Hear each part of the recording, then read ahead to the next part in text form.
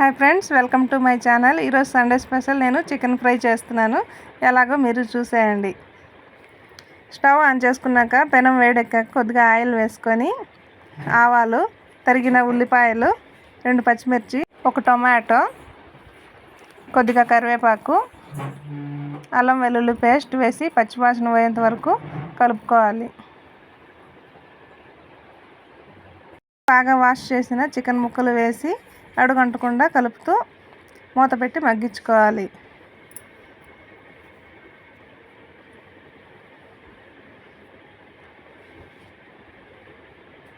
ఇప్పుడు మూత తీసి అడుగంటకుండా కలుపుకోవాలి.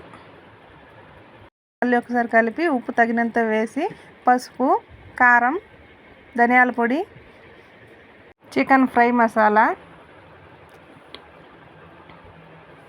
గరం మసాలా, జీలకర్ర పొడి, మిరియాల పొడి వేసి బాగా కలుపుకోవాలి. మళ్ళీ కొద్దిసేపు మూత పెట్టి అలాగే మగ్గనివ్వాలి. ముక్కలు బాగా ఉడికాక చివరిగా కొత్తిమీరతో గార్నిష్ చేసుకుంటే చికెన్ ఫ్రై రెడీ. వీడియో నచ్చితే లైక్ చేయండి, సబ్స్క్రైబ్ చేయండి. Thank you.